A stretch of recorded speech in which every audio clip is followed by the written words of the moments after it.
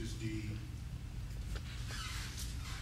it's the sixth limb of Raja Yoga.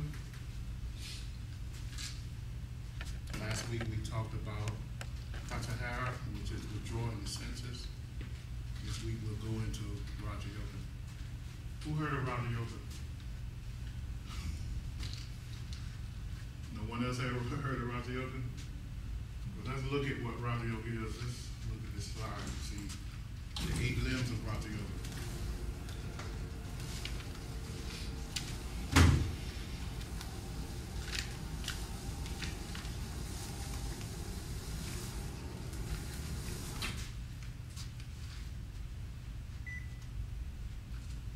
Raja Yoga has 8 limbs,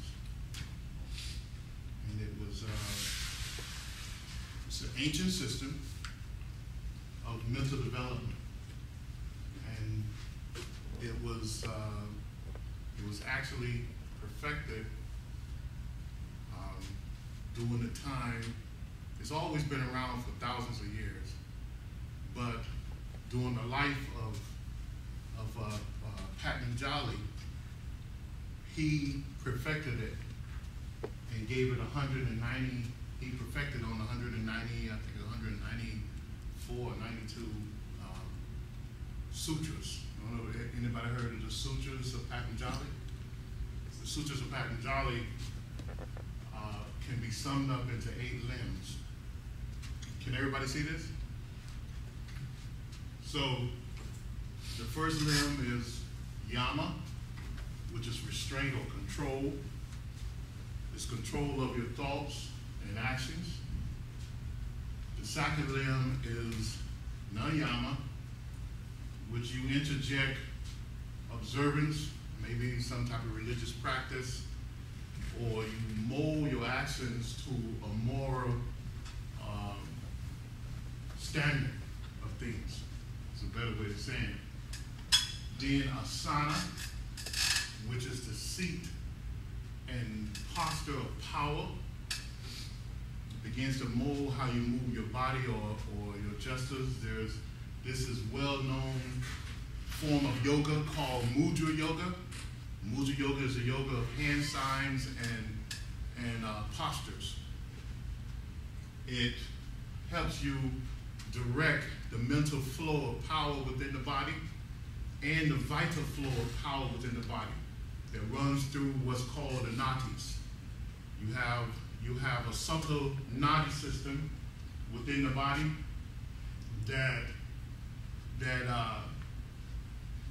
is the background of your consciousness, according to the ancient yogic sciences, mystic science. So in the nadis are like 242,000 pathways that's actually within the nadis. That's within the nadis. So the asana, which is the seats and position of movement, is called mudra yoga, and that's the third limb of this yoga. The fourth limb of yoga is pranayama. Everybody heard of prana? Prana is vital life force. It's a subtle energy that's abundant throughout the whole universe. Everything uses prana. There's all different types of names for prana. Shakti is another name for prana. Chi is another name for prana. So prana is the subtle energy that pervades the whole universe. Pranayama is a system of controlling that subtle energy. And this pranayama is used in all yogas, whether it's Kama yoga, Jnana yoga, Raja yoga, Bhakti yoga, Hatha yoga, Laya yoga, Kundalini yoga. Pranayama is always used in that, because pranayama is a system of breath control. Okay? The right nostril is the Ida Nati that I just spoke about, the subtle Nati. It gives you access to the subtle flow of energy within the body. It's the vital subtle flow. The left nostril is Ida. The right nostril is Pingala.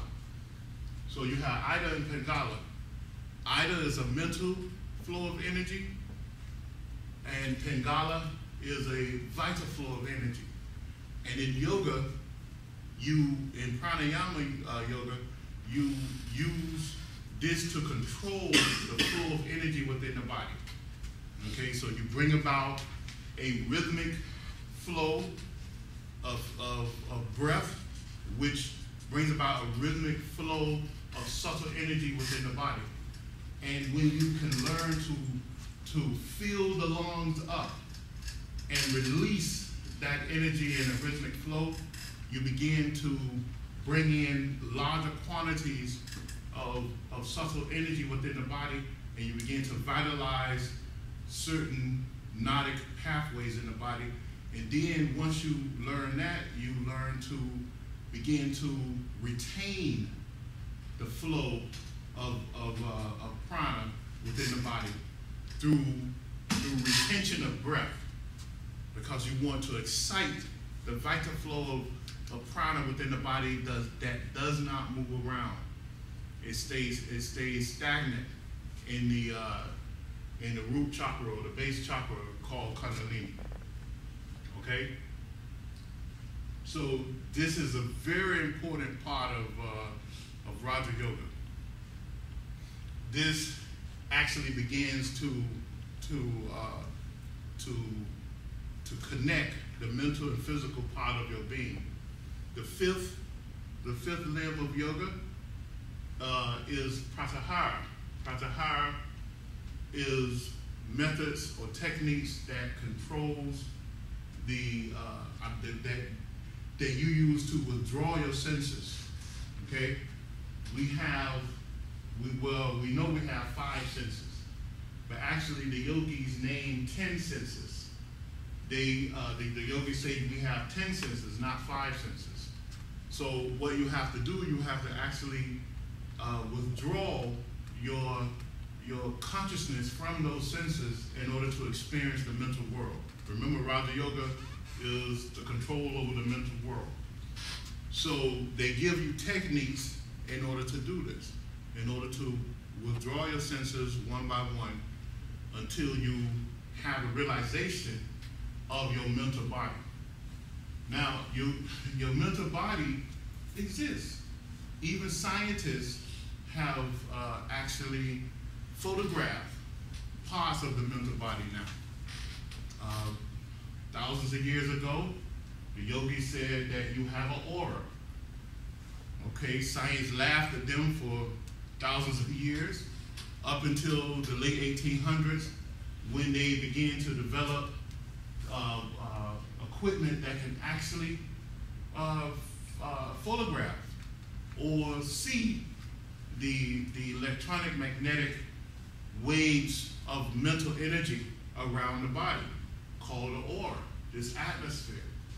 In the late 1900s, they came up, I think it was a German lady, came up, a German or Russian, I can't remember.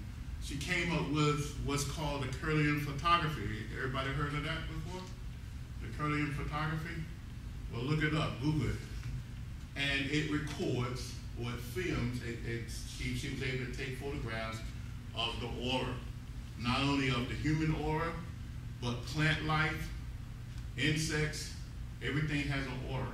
The same way this planet itself has an aura. The aura is the atmosphere of this planet. So the aura exists. The aura is actually your mental body. Your brain is a receiving and transmitting instrument. It's not your mind. Your mind is the body, along with the flow of energy, of mind energy and vital energy coming in and out of your chakras. That's the thing that makes up your mental body. When you have a thought, if you was able to see the aura psychically, you would actually see that thought manifesting itself from one of your chakras. If it's a lower thought, it's going to manifest from the lower chakras. If it's a higher thought, it's going to manifest from the higher topic. You can actually see that. Okay? So, withdrawing the senses help you to identify, and it helps you to realize that you have a mental body. Your mental body is the aura, and your physical body, along with your astral body, your etheric body, is trapped in that aura, and that's the only way it exists. When you die, you discard the physical body out of your aura. So the physical body dies, because the only thing that keeps the physical body alive is your aura, okay? The same way, if we step outside of the atmosphere of this earth, what happens to our physical body? It dies, okay? Because we depend on the aura of the earth. So the physical body depends on the aura of you, the soul, the spirit, okay? So also, the astral body, when you die, you don't necessarily, you exit the body with the astral body, but when you get ready to go to your prospective home on the astral realms, you vacate the astral body too. And you may go there in your auric body, all right? So both bodies are the astral body that you use in this physical world, because every night you go to sleep, you travel in your astral body. Every night you go to sleep and lay your head down, your astral body projects from your physical body, and it goes and do those things that you enjoy doing, right? So it collects information and knowledge the same way your physical body does. That's why when you are involved in some type of intense project or some type of intense activity of sports or whatever, you wake up in the morning feeling exhausted. Because if you like doing it in a physical, during a physical day, when your astral body goes, when you go to sleep, your astral body gets up and repeat those things. So you have to come to that realization of the mental worlds. The next limb is what we're going to talk about today, the sixth limb, which is concentration. Concentration is being able to direct the mind down one channel of thought without losing or any type of interruption of that thought, without losing track of that thought. That's concentration. Most people who say that they meditate, they actually concentrating. They have some weak form of concentration, because true meditation is something more than closing your eyes and focusing on something. So concentration is a thing that is very intense. You pick a subject or object and you direct all your thought on that object.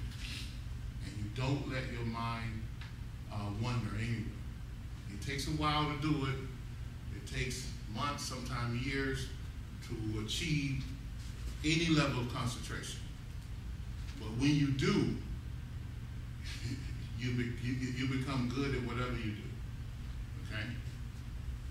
So that's concentration. Concentration leads to contemplation. Contemplation,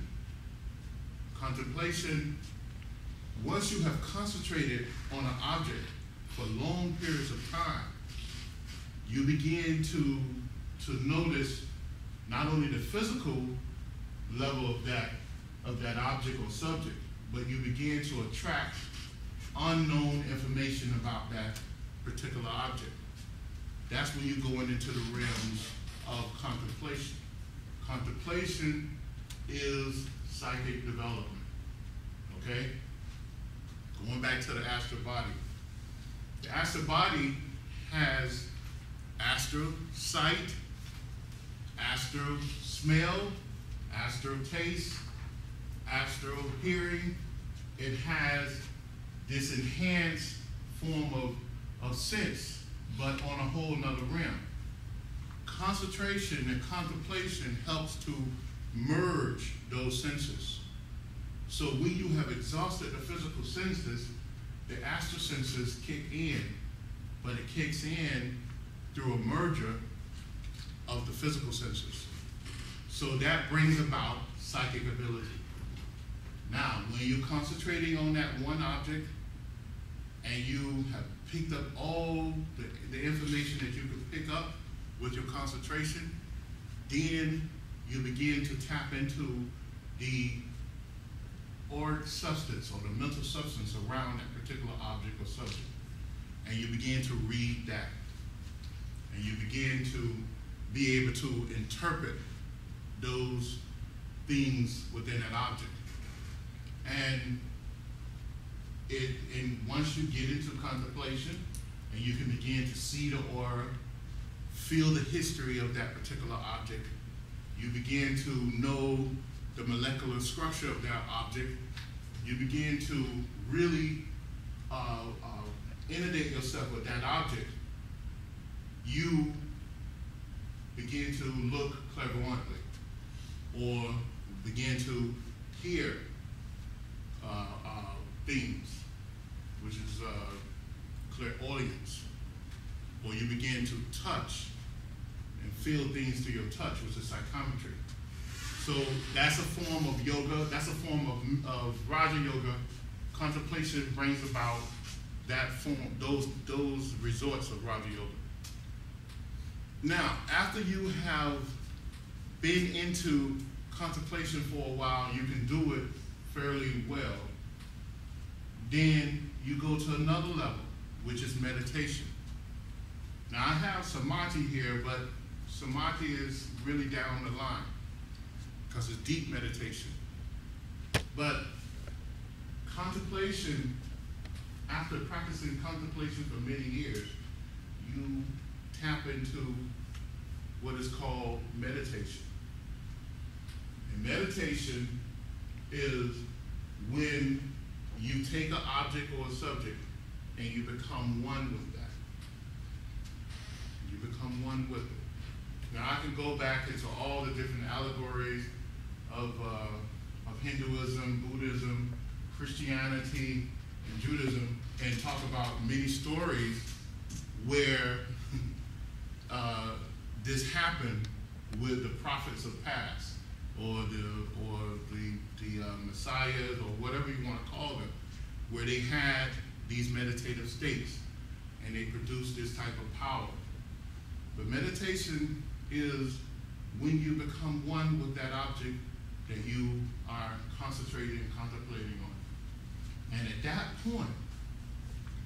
point, you, in order to do that, you bring about a conscious depth within yourself in order to connect with that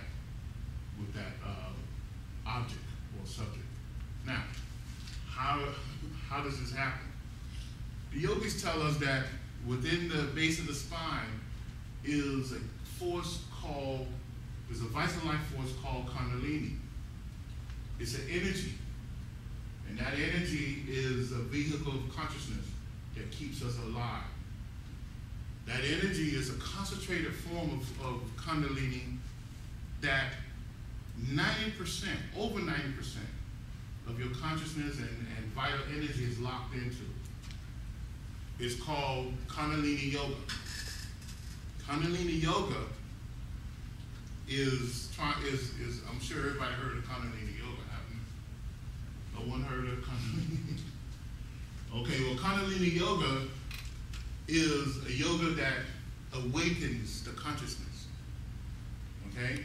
So the whole goal of all yoga is to tap into this Kundalini Yoga and wake it up because it's asleep. The Kundalini Yoga is asleep. The Kundalini at the bottom of the spine is actually asleep. It's locked up.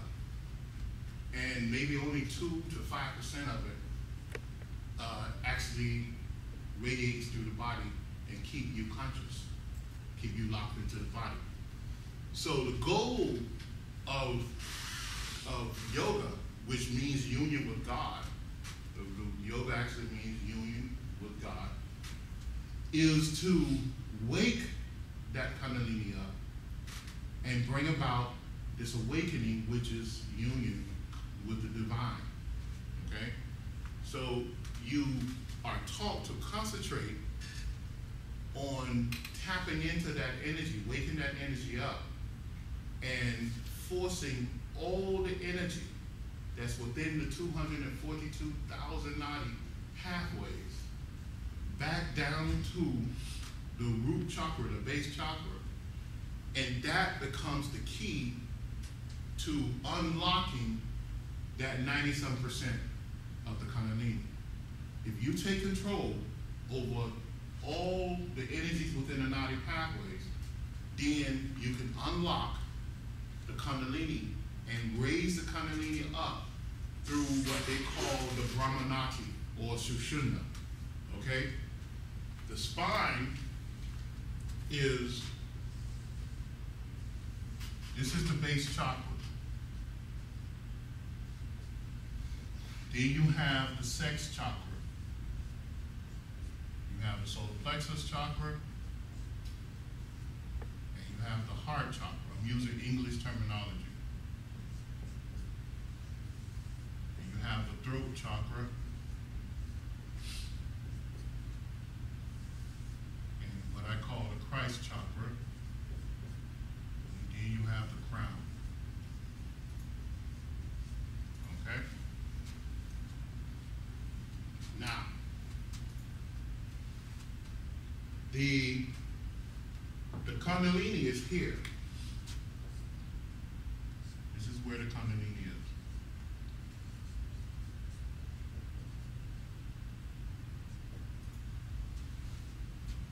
And it's in a 3.5 energy configuration. They call it 3.5 knot. Okay? That's how they describe it. And in order to, this line that connects it is Sushumna in Sanskrit terminology. And inside Sushumna, you have what's called a Brahma Nati, which is a flow or conduit of energy, a flow of energy, of consciousness, of pure consciousness. So when this 3.5 knot of Kundalini blocks the door to Sushumna. But when you concentrate, once you develop concentration and contemplation, you can center all that energy. You can push all the energy down into the base chakra, unlock this Kundalini, and push this Kundalini up through Sushumna. Sushumna is a tiny hole.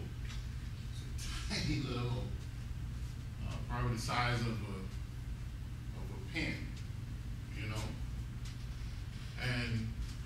But all that energy must be pushed through here in order to bring about an awakening. Now, when it's done, once you move the energy from here to here, everything below goes into a conscious depth. Because there's no more energy there. There's no more vital life force. There's no mental life force. So below the waist is dead. When you bring it to the solar plexus center, everything below the solar plexus center is dead.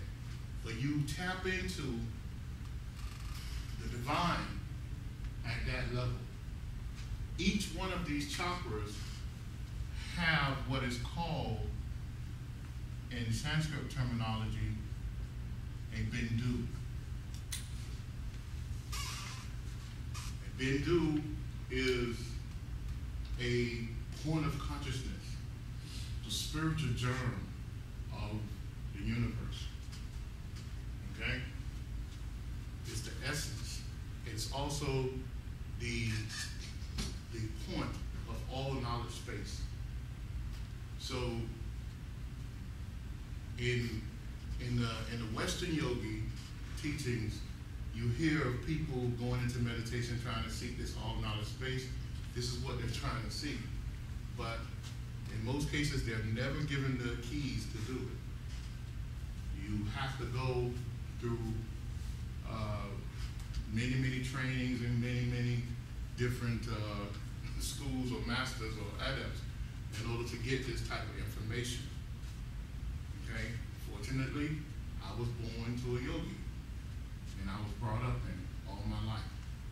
So I was taught the secrets. That's the only reason why I teach it now.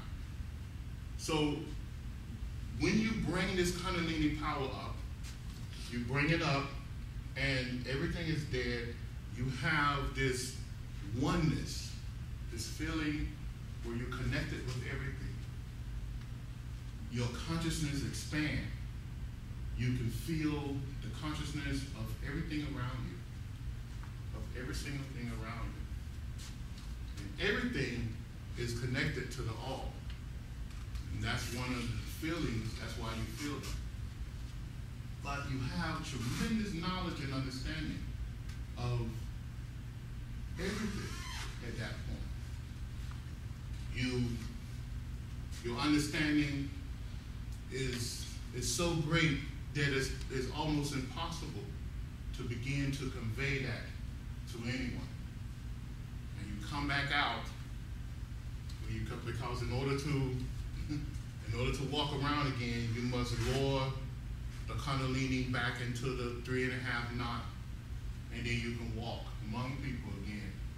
But maybe for days, months, years, you're trying to understand what just happened to you, because it's so much information, there's so much into it that it's almost impossible for you to convey that information to anyone, because you're just tapped into that all knowledge space. Okay? So, and it's like that at every level. You go to the heart chakra, everything below goes into a conscious death. That's when you raise the full power of Kundalini. You've taken it out of the base chakra and lodged it into each chakra in order to open those chakras. Now I know some people go and say, well, Reiki Yoga, I can use Reiki Yoga to open the chakras. You are not opening someone's chakra. It's impossible. And there's enough work, there's enough experimentation done in the past where you can go and Google it and read it and see that it didn't happen. Back in the day, during the days of the psychic research and the Philosophical Society, they did all type of experiments trying to tap into this Kundalini power, to the point where they put all type of electricity in the body, and people was radiating blue flames from their hands and mouth, but it did not move the power of Kundalini. Okay? So the only way to do it, the key to doing it is, like I said, take control over the notic flow in the body through concentration, contemplation, and use that to unlock the base chakra. Now, when you read about these yogis, and there's a few that really knows what they're talking about, and you'll see that they describe this state, this conscious death state.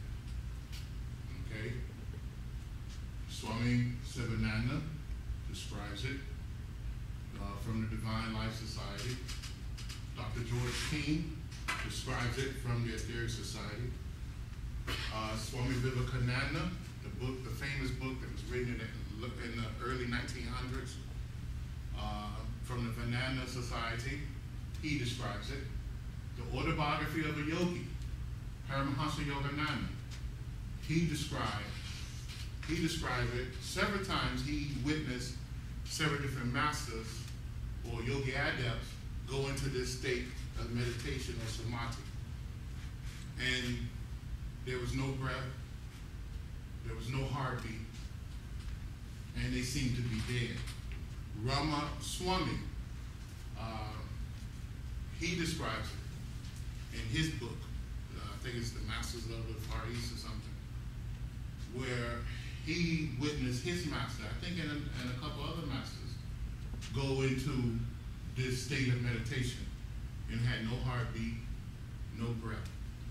Okay, so this is true meditation.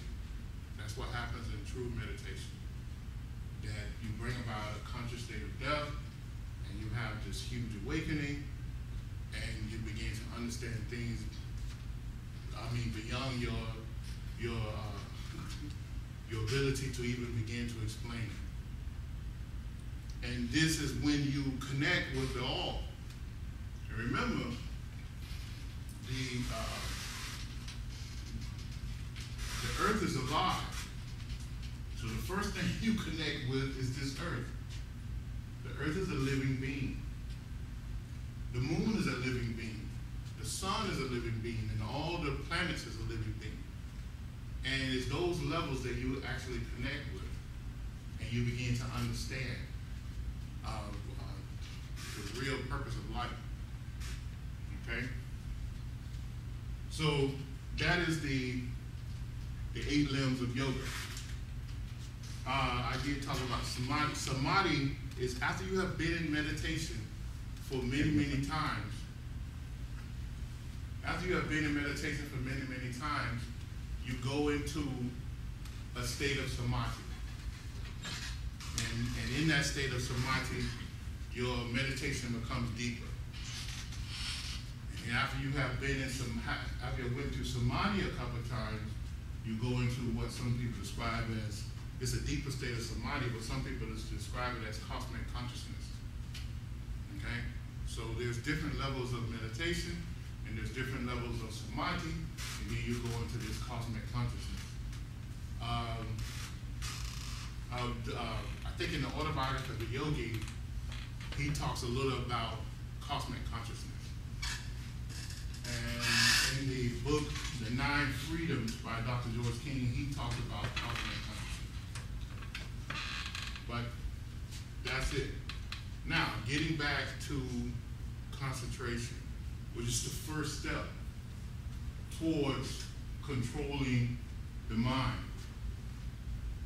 or controlling the mind, the mental bodies. You have to begin to understand, in concentration, you have to understand your mind first of all. In simple terms, you have a conscious mind, and that conscious mind also have also along with the conscious mind, you have a subconscious mind. And the conscious mind is what you are experiencing right now. You use your conscious mind in order to communicate with the exterior world, and also the inner world if you choose to. Okay? Most people like to stay busy, expressing themselves out and not checking about within. Then you have a subconscious mind, and the subconscious mind is the instinctive mind.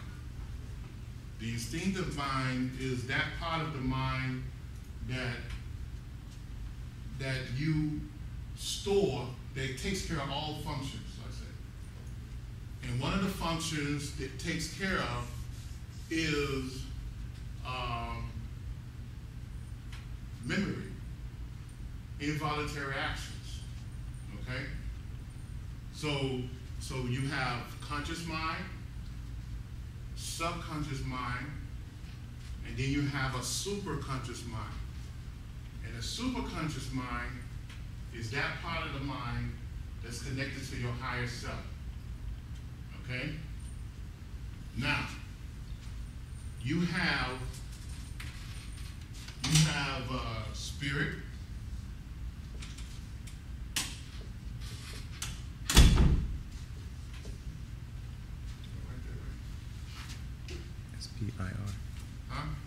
S-P-I-R. Huh? Spirit, S-P-I-R. That's right. I'm not a writer. You have spirit. I-T. Huh? I-T? Yeah. And you have soul, right? Now, the spirit is unmanifested.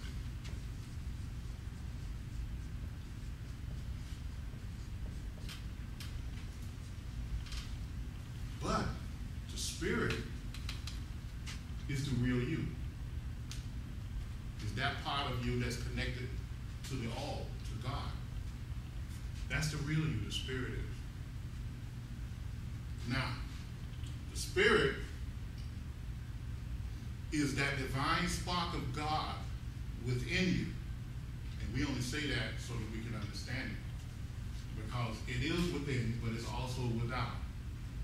Because it's everywhere. It's connected to the all. But for some reason, the spirit saw fit to involve itself. This divine spark of God saw fit to involve itself.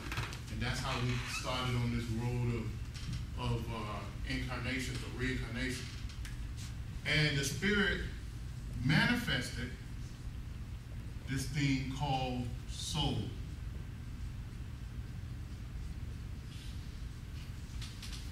The soul is manifested.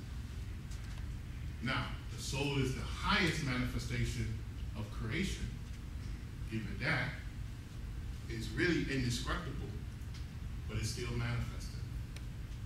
Okay? So the soul moves forward and begin to create the necessary vehicles of expression in order to carry out the will of the spirit or the divine spark of God. Because for some reason, the spirit wants to involve itself and experience life back to itself. Okay? So that's the journey that we're on. And when you study all the Sanskrit terminology and all the different things, that's all you're going to realize. That the spirit, the divine spark of God, actually created the soul, and then the soul created all these vehicles of expression in order to experience life. And that's what happens. Now, let's get into this so that we can understand it. And this is how you control the mind. Okay? This is a good slide for it. That's what you were just explaining. Spirit creating the soul. Creating the body. That's not too complicated, is it? Turn the light on. Let's look at it. This one? Yeah, let's go ahead and look at it. See, it's not too. It might have been one of the higher classes.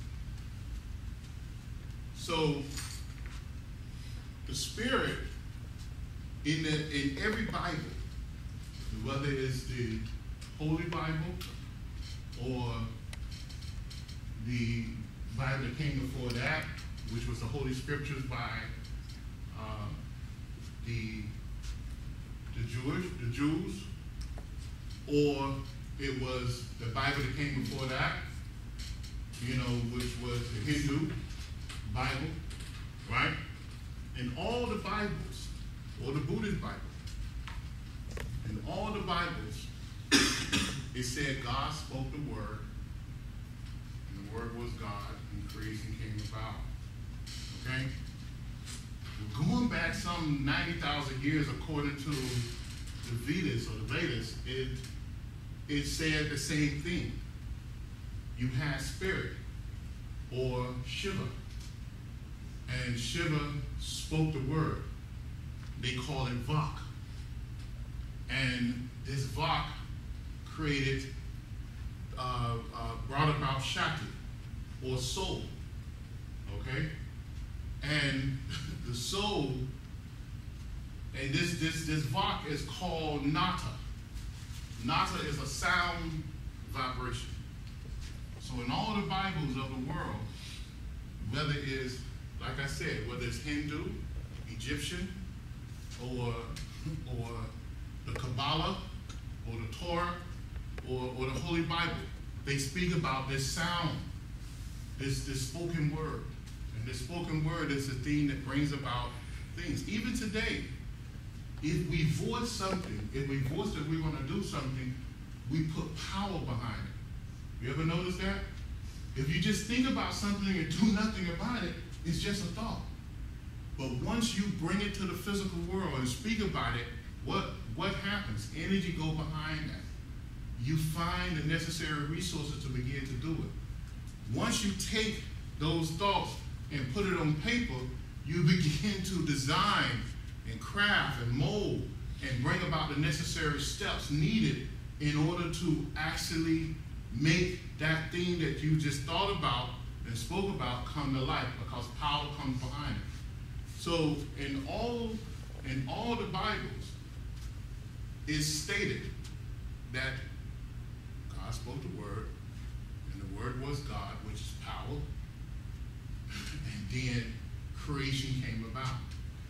So the spoken word is the nata, right?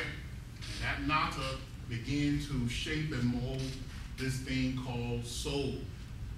Now soul is manifested, but there's a portion of soul that stays unmanifested because it's connected to the all, the spirit, the divine spark of God. Okay? So that soul pushes forward, and that soul creates this thing called the auric body that we talked about earlier. Now, how does it create it? It uses this power, this universal power called Shakti. All right? Because when Shiva, which is spirit, spoke Vak, sound, supreme sound, it created a flow of power, which is Shakti. And the soul gathers up this Shakti and pushes this Shakti down into this thing that we talked about earlier called Shushuna. Okay? Now, this is where it becomes complicated. Shushuna and the chakras are realms of existence. Of course, we have representation of the chakra system within our body, and we have the Shushuna within our body, but it's actually realms of existence, actually frequencies of matter. Okay? We gotta understand that. And it's simple to understand. I kind of realized that as a child, one day, I seen a rainbow. And I said, what is a rainbow? So I ran to the library and I looked up the rainbow. You know, it's part of the electronic magnetic spectrum. It's the prism effect. If you shine a light through a prism, you see the electronic magnetic spectrum. Now, where does this electronic magnetic spectrum come from? It comes from the sun, right? The sun gives out this energy and creates this huge wave of solar plasmic, right? Matter, right? And then it bombards all the planets, and it creates this electronic magnetic spectrum. Of course, right now we're having problems with what? Solar flares, right? So the solar flares does what? It affects our what? Electronics. Huh? Electronics. Yeah, it affects the electronic magnetic spectrum, right? Because why? Radio, television uses the electronic magnetic spectrum in order to, and computers, in order to function. That's the only way we can see, we can push a picture across the world, is through that spectrum. So if you look, the ancient people described the electromagnetic spectrum thousands of years ago. Hundreds of thousands of years ago, matter of fact. Because they call, when you look at the root chakra, they said it's red, right? The sex chakra, they said it's orange. You know, the solar plexus is yellow, the heart is green. See, and this is indigo and then violet. It's a spectrum. So what happens is, and then they even went so far to name the rays of the sun. They said that it's 360 rays that the earth receives from the sun. Makes sense. We have it's 360 degrees. The circumference is 360 degrees of the earth. So as the rays hit the earth, they named it. And they stated that these rays, what they call atavic rays, is disproportionately collected by the chakras. And it is those rays that trace the realm of existence around us. Because all of us live in the electronic magnetic spectrum. So this Shushumna is a realm of existence. All the chakras are different realms of consciousness, in other words. It will help you to think about, instead of realms, it's levels of consciousness.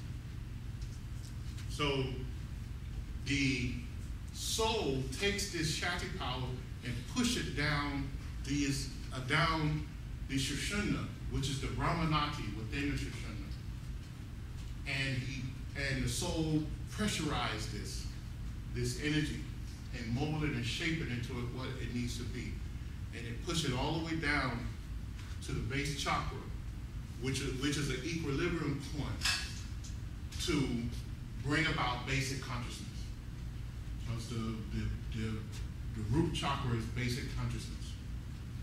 And when it does this, the Kundalini automatically falls into the 3.5 knot, which is the perfect karmic pressure to bring about consciousness as we know it. And from there, the Kundalini becomes a vehicle of consciousness. And from there, we begin to tap into this world that we know. Now, this Kundalini forms the nadis that we spoke about. Because now the Kundalini is no longer, the Shakti power is no longer one energy. When it goes into the 3.5 knot, it splits into 3 different energy formations. And one of the energy formations is a mental energy formation, and the other one is a vital energy formation, and the third is a neutral formation of energy. Now, the mental and the vital, it takes off from the base chakra, and it creates this matrix of nadi pathways, which is 242,000 nadi pathways, right? And from there, it creates the background for your consciousness, for your mental makeup. So you have the Shushumna, which we talked about, the Kundalini, which is the soul's vehicle of consciousness, and you have the nadis, which is the pranic flow of lines of force, which is 242,000 lines of force within the body. And this is where the nervous system, the artery system, the vein system, the respiratory system comes from. It mirrors the nadi system. Okay?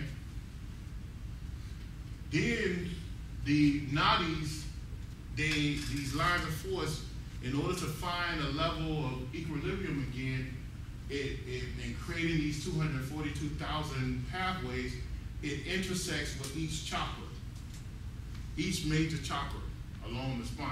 It intersects with all the chakras, but especially the major chakras along the spine. You have 108 chakras within the body that we know about. 108. You have minute chakras, you have minor chakras, and you have major chakras. The major chakras, most of the major chakras are, that we know about, is along the spine. Okay?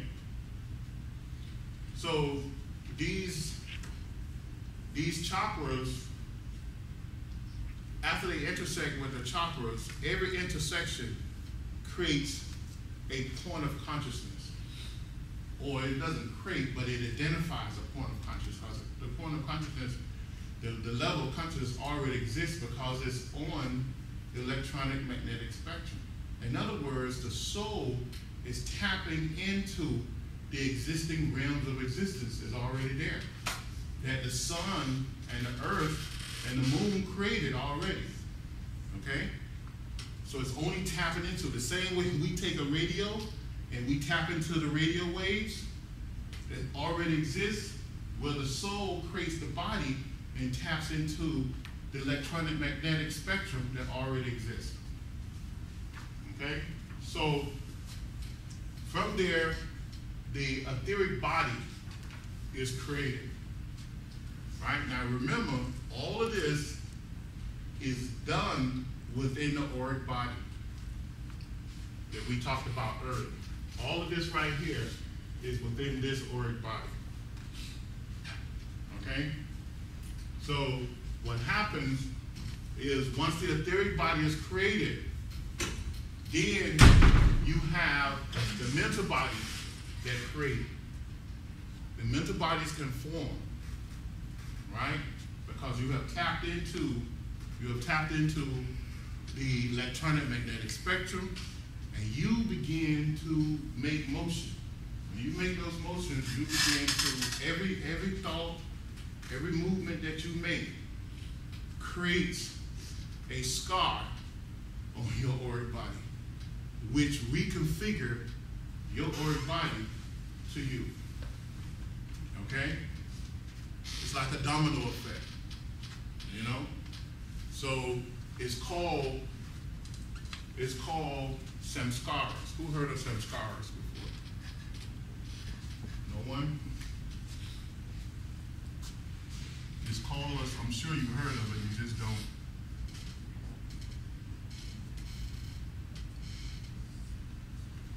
A samskara is a scar on the aura. Every thought you make, every action you make, it affects your aura. It scars your aura. It creates, and this scar creates a seed.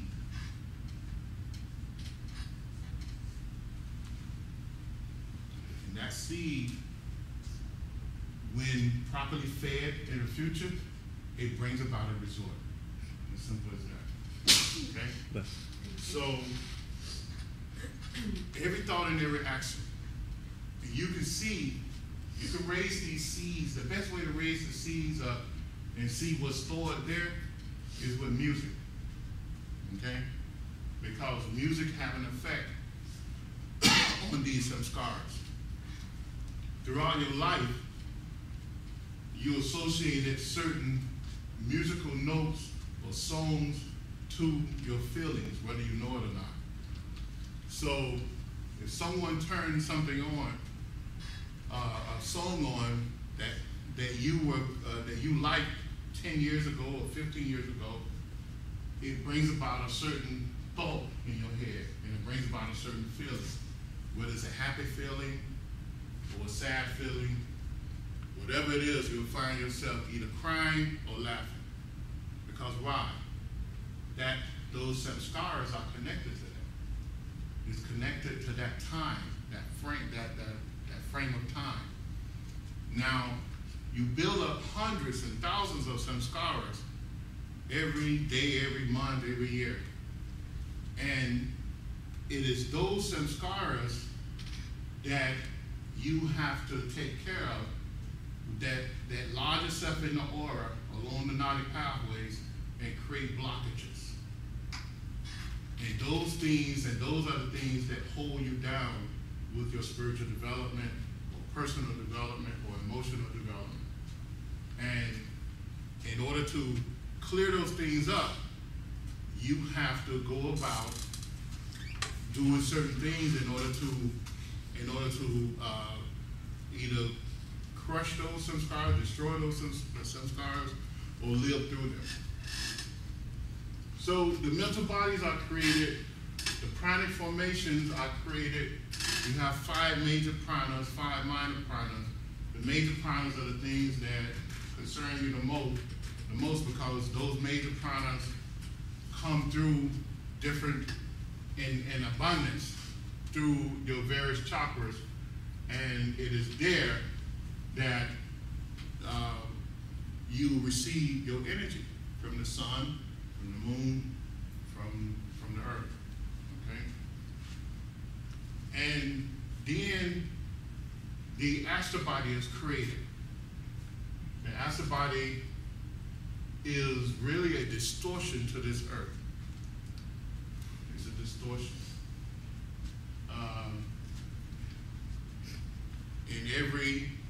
There again, we go back to the Bibles, which is the history of this earth.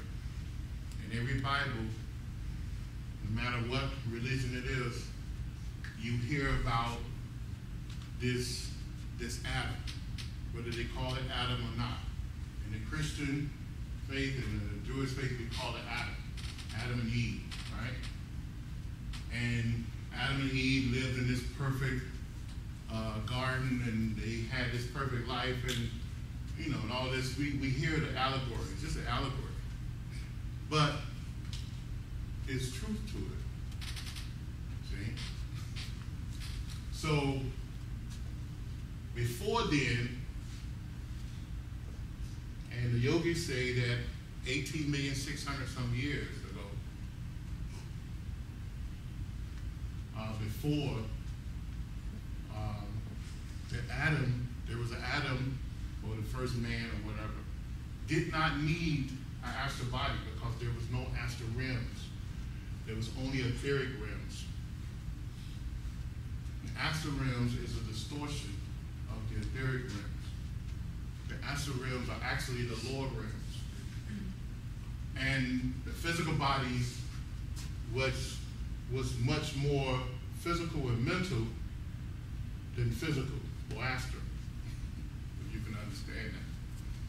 So, in other words, to make it simple, the heart chakra was the base chakra for man on earth. And what happened is man fell, and the allegories, as they said, Adam and Eve was kicked out of the Garden of Eden, and they created this gross physical body that we know of now, and the emotional astral body that we know of now. These things did not exist. And the disease body that we know of now. Because why? Because we have to rely on what? Water and food, which most of the disease in the body starts at this region of the body. So that's our karma that we have to work through. And our goal is to get above this and get here, so that we have control over those things. Okay? So that is if you was able to follow me, that is the constitution of man, really, or the makeup of man. And going back to concentration, it goes back to the conscious mind, the subconscious mind, and the superconscious mind. And the conscious mind, like I said, is that mind we're using right now to communicate with. The subconscious mind is that part of the mind that deals with the functions of the body, the involuntary muscles of the body, the memory of the body. And the superconscious mind is that part of the mind that communicates directly with the soul and receives inspiration from the soul and spirit, right? And it is that part of the mind that we yearn to become part of 24 hours a day. Okay? Now, through meditation, through proper contemplation and meditation, you can become a superconscious mind individual. An adept who can raise the Kundalini up to at least the throat chakra can become a superconscious mind individual. Okay? So, concentration, again, is directing one's thought down one channel. Right? Down one channel of thought. And it brings about the ability to concentrate directly on that thing for long periods of time without interruption. The goal of concentration in order to tap into contemplation and meditation is being able to concentrate for several hours at a time without interruption of any other thought or thing. And you'll be able to contemplate eventually. Then the ability to go into meditation, you have to be able to concentrate at least 10 to 12 hours without interruption. And then you fall into meditation. All right? And it's not a vague thing. It's a conscious thing, and you become aware of the energy flow within the body, within the mind. You'll be able to see, feel, and touch that mind energy and vital energy within the body. It will no longer be a mystery to you. You'll be able to move the Kundalini up and down the spine at will, either a portion of it or all of it. It will not be a mystery because you will take control over those gnotic pathways. Okay, is there any questions?